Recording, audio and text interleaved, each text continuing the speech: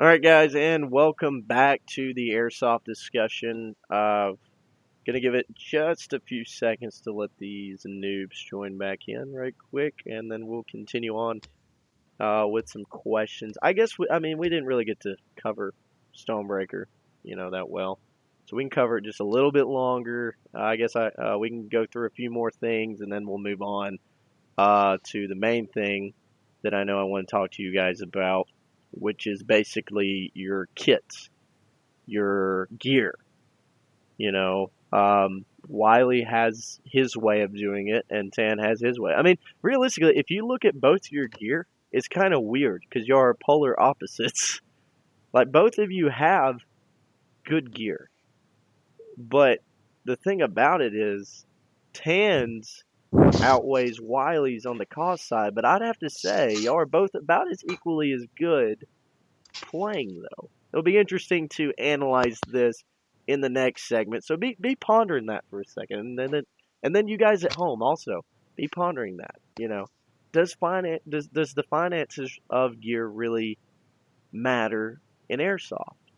Do you have to spend more? Do you have to spend less? If you spend more, are you going to be better, or is there just a bare minimum you need to have, and you can be as good as you want to be? We'll get into that in the next segment. All right, guys, so back to Stonebreaker. Glad you guys could join me once again. I know, Tan, you've got limited time. So, we asked for strategies. We asked for commander's advice. What makes it or breaks it for you in this event? Tan, you first. Well, I'm sure that nothing will really break it. I hope the weather. If anything breaks it, it'd be weather. I think if it turns into a rainy day, then it might not be that enjoyable. But I'll still get something out of it. So really, I just think the only thing that can really make it suck is probably the weather. Okay, so the weather you think is going to make her, like, as far as how good of an event it is? Yes. Okay. Well, I mean, typically, prepaid events, if it's not a prepaid event, the weather's bad, then your turnout is crap. We know that from personal experience with the Alabama Airsoft Association. But I really meant it in a make it or break it, like, for the teams, like what's going to make them win or lose. But that was good. That was good, though. I like that. I want it from that aspect, too. Wiley, from the make it or break it aspect of the event itself, what do you think makes it? What do you think breaks it? Communication.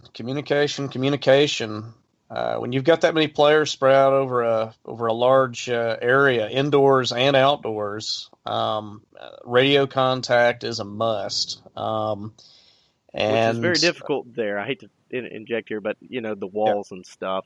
Oh, it is. Yeah. Well, it was it was a government facility. You go through there and you feel like you're going through a time capsule set during the Cold War or something when you go to it. It's that kind of experience. So. But yeah, it's just communication and if you can't get radio contact, send a runner.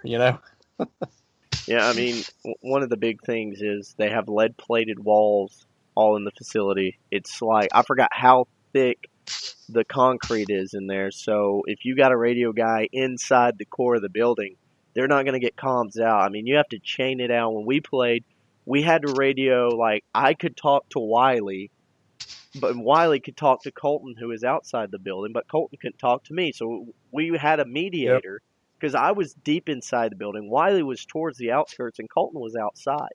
Or it'd be vice versa. Colton would be deep inside, or Wiley would be deep inside. I'd be towards the outskirts, and Colton would, or whoever would be coming in, and it's all about who's walking back from the fob at that given time. I might be deep in there in the building, and then you're outside, but then I get taken out, and I got to go back to the fob, and then you're back in my spot, and so we're always, we're not all getting shot at the same time. That's just it. So. Oh yeah, and the big thing here is we learned last event, Tan, your name is going to be an issue if we yell for Tan, and then people go, where? Oh gosh. Tan, where's Tan? Oh, dang, we need. Got to go other Tan. So we're gonna call you Other Tan. Yeah. I mean, if we have our OT. headsets on and stuff, I think we'll be fine as far as talking. But as far as yelling across the map, I may just have to say your last name or something. I don't know. The night is when it gets really crazy. It gets because you really do not know who is who. You Oh don't know who's no. green, who's tan. You don't know who's coming up those steps. You don't know whose light that is that's flashing at you, and the red dot that's aimed in your direction. I mean, it's just you have no clue. Lasers everywhere, night vision. I It mean, I'm gonna just bring my night vision monocular, but we'll see. We'll see how that goes. I mean, you still can't really tell color patterns that well through night vision, or can you? Tan, you've had a lot of experience. Have you? Did you have any experience with night vision in A combat whole situations? bunch. Do what? A whole bunch. Okay, so can you actually? Is it easily to identify?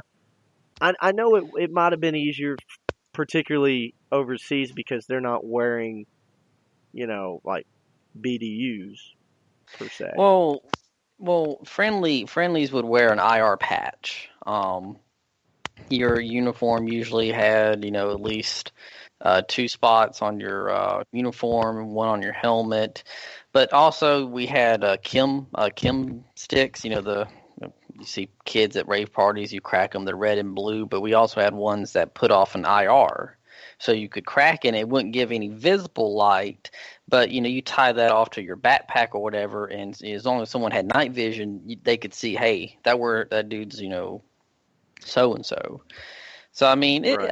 it's effective. A lot you lose depth of perception. That's the biggest thing with night vision. It sucks trying to go upstairs or anything where you're having to raise your foot because it basically turns the whole world 2D almost. Mm. But I mean, as far as like identifying targets, I mean, hopefully people are gonna have like either a red or a blue light on them, but we'll see. Yeah, I mean, we'll definitely be able to identify each other. We'll probably be the only ones wearing Flecktarn out there, which is going to be unique. You'll be able to find us very easily. I was actually totally against Flecktarn, but then the more I thought about it, I was like, you know what? We're going to be easily identifiable. I loved my LBX Project Honor because back when we first got it, no one really had it, and I've seen a lot more people with it. But I don't think I've and ever now they been to an banned it. event where I've seen Flecktarn besides Wiley. Yeah. Wiley's the only person I've seen wearing Flecktarn. So now the three of us will have it, and I'll be able to go, okay, that's Tan. As far as the other 100 and something people, yeah, good luck. But yeah, don't shoot the guys wearing Flecktarn. That's definitely your teammates if you're on green team. Okay, so actually that is a great question as far as like night game strategy. Now indoors is different, but as far as like when you're outside during the night and you don't have night vision, let's just pretend. I don't know what you guys plan on bringing, but let's just pretend we don't have any night vision. Tan, how do you?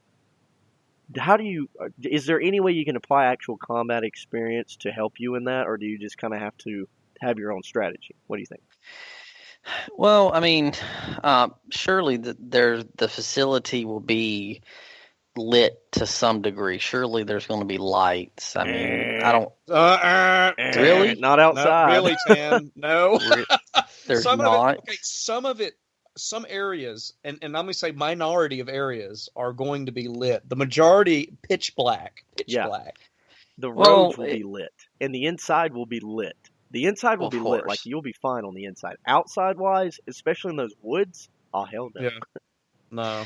Well, I think that's as far as the biggest thing being outside is using basically to use the shadows to your advantage, making sure there's nothing behind you as far as a light. So, you got to think if someone's in front of you and they see you moving in front of a, even if it's a shine from the moon or anything, you don't want to, silhouette yourself.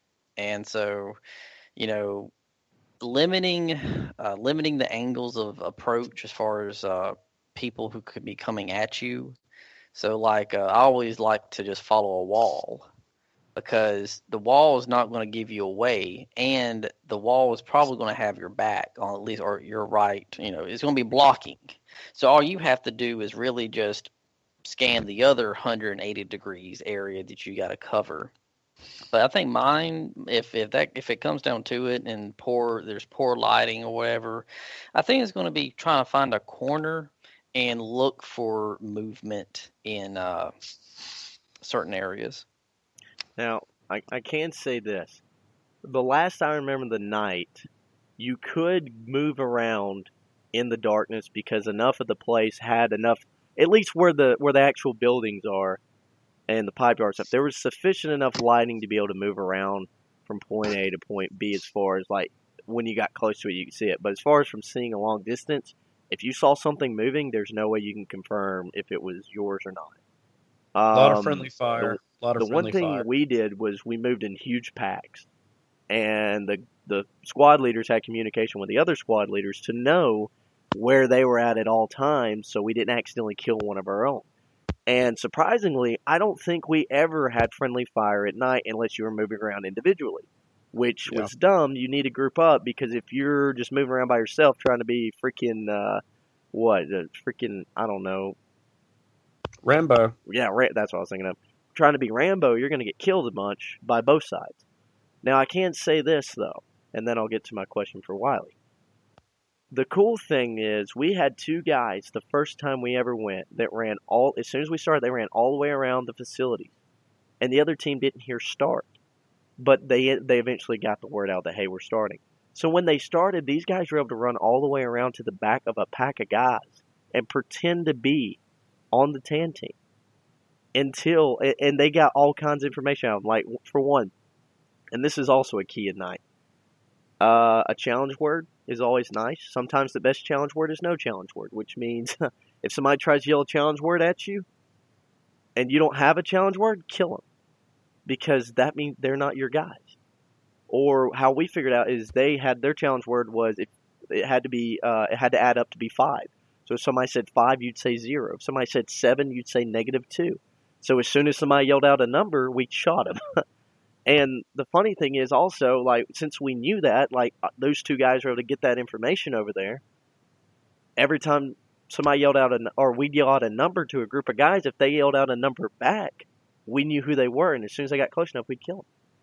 But, Wiley, knowing how night play went last time, what do you think the best strategy as far as movement and being able to handle things like you did in daytime? How do you think you'll be, or what is your advice for night play? Like, how do you think if you were the commander, how would you do it? Well, a few things that, like you were saying earlier, I think having everybody go out as a group and together, it eliminates this whole idea of, oh, is he with me or against me? Also, once it's discovered the other team has determined your password, and they will because it happened to us, you then have to change the password because you'll have them to call out the password, your password, and you think they're friendly, and you find out, they're a foe. They're Charlie over there. So that's an issue. Oh yeah, you got to play little Forrest Gump there, saying we were always in the woods trying to look for Charlie. That's right. Look for Charlie. Yeah, Charlie Company. But have your guys with lights and everything up front. Don't have them where they're going to shine the lights in front of your guys and blind them. You don't want to lose your night vision. What little you have of it. Your natural night vision. Because that happened a few times. I saw some people get lit up.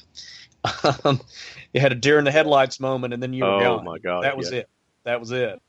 Also, there seemed to be a lot of back and forth, shouting between green team and tan team, as far as which team are you? Which are you, a friendly or are you a foe? Back and forth.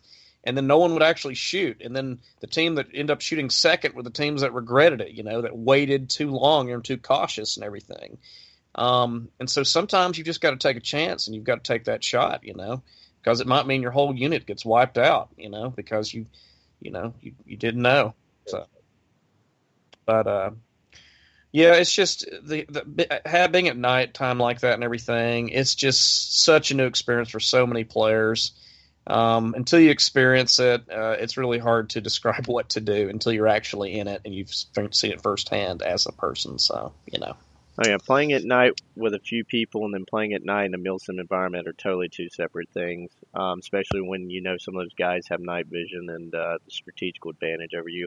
The one thing I can say, and then we're going to get into the gear segment. We're going to switch gears because I know Tan's got to go here soon. Definitely confirming your target before you shoot it. If you don't know what it is, that doesn't mean shoot it. I mean, yeah, quick draw is a factor. I mean, if you're over 50% positive that the other person is the enemy, shoot them. If you were wrong, well, be a little bit more cautious next time. But if you're not wrong, guess what? You feel good and go on a little bit more chipper. But communication. And also, like I said, confirming your kill before you do it. So anyways, now, on to the next thing, which was the thing that really sparked you guys coming on to the show tonight, besides Stonebreaker, is basically about your gear. Because you two have some gear differences, and Tan brought this up Sunday about, basically, how Wiley is able to basically get this really cool gear and stuff. I mean, everybody loves the way Wiley's loadout looks, and some of his stuff is historically accurate compared to other people's kits and stuff, or from other countries. And he looks cool, and he's good at Airsoft. But how much do you think you've spent on your Airsoft gear overall? And how long have you had your gear? Like the same gear? Because I know you've been using it ever since I've known you. Which is amazing. Yeah, I haven't. When you think about it, as far as like, let's say my M14 SOCOM, I think I spent $150 for that. Right. And I've had that. I've got the German Fleck Tarn surplus top and bottom, and that probably cost $60 maybe. I've got some mid caps for the M14, maybe it costs $80-$90 to get them all, because I got several of them. I got a Colt 1911 commemorative airsoft pistol. It was like $100, but I liked it because it looked like an actual original 1911. Needed a sidearm, keeping that historical element like you were talking about. Oh yeah. Yeah, I recently got me like a multicam vest and everything, to make some attachments on, but it wasn't all that much. And I don't wear it all the time. Sometimes I don't wear a tack vest at all. You went 7 years just about without ever wearing anything tactically as far as a vest. All you wore was a hydrator. That's right. Or I had my hydration carrier. You did just as good as everybody else. Right. I had a hydration kit, and I just had like a magazine pouch I put around my shoulder and had some extra mid caps in it, and I had my dead rag just in my pocket, So for the longest time I didn't have a tack vest at all, or a sidearm for that matter. But I know that I've spent a lot less than a lot of people, but I feel like it's very utilitarian what I do have, and I think a lot of times, this is just my point of view and everything, less is more sometimes, I guess, and at least for me, keeping it simple like that, I think it's made me a better player and everything. If I can get to it quick and easy and I know how it works, I'm used to using it, then, I do that. I don't try to, come out with find the new thing that one of the airsoft companies releasing to go out and purchase and buy. Eventually, the old M14 is going to break down and I'll have to go out and get me something else, I've used to run with an LMG that Lothian had, MG42, and I carried that for a while, big 18-pounder, which is a little different than using my semi-auto M14 SOCOM. And you're right, it did turn a lot of heads. It did scare a lot of people. But there was the reliability factor. It would go down sometimes, and that's when I had the M14 SOCOM as backup. So yeah, but that's. I've definitely spent less than $1,000. I know that. Oh yeah, you probably on your gear alone had probably spent under 500, which I think a lot of people are just they spend 500 on the gun sometimes, which cues me to Tan. What kind of setup do you have? Well, what a lot of people have to understand is that I have two kits for two guns, and while probably as far as the kit goes, I've spent a good bit. Each kit was designed for a certain gun. For example, my G28, it uses a completely different chest rig and or plate carrier versus my Assailant Arms Gray. Since the G28 is a DMR, it uses bigger magazines, so I have to have different pouches. I know a lot of people be like, "Well, you just change out your pouches on your chest rig." I said, to me, I hate changing pouches out because one, it creates wear and tear because eventually you're going to break a pouch. Two, it's always nice just to be able to put the chest rig on and it's ready to go. I don't have to worry about moving a pouch around because I had to take it off this plate carrier. So for me, I have one chest rig for one gun and a plate carrier for the other. Now, as far as I do shop around. Believe me, if you go to Evike, Airsoft Junkies, Airsoft Atlanta, I'll have the same item in all three carts, and I'll be looking to see what deals they have here. What deal? I do not go out and say, "Well, I'm going to need this." Like right now, on my Windows on Chrome, I got 3 windows pulled up right now, looking at getting stuff for Stonebreaker. You think he's joking? So I shop around a lot. So I mean, I would say, like, for example, the most recent, I can't tell you how much the kit for the G28 costed, but I can tell you my new loadout for the gray I have. I bought that Project Honor plate carrier. I had no idea I was going to buy a Project Honor. It was on sale. Like, it was a $90 plate carrier for $48 sold. Right. And it's a great plate carrier. And so, I mean, I probably spent on that kit alone, probably $200. The backpack, the plate carrier, the pouches, and the helmet. Because I bought a completely different helmet for that as well. But I think overall, probably the other one, I probably spent a little less on the other one because I already had some pouches for my other kit. So, I mean, I've probably, when I look at Wiley's kit, I see instantly fast scout type. He doesn't wear stuff that weighs him down like maybe my kit does. Now, I wouldn't say that I'm slower than Wiley. I'm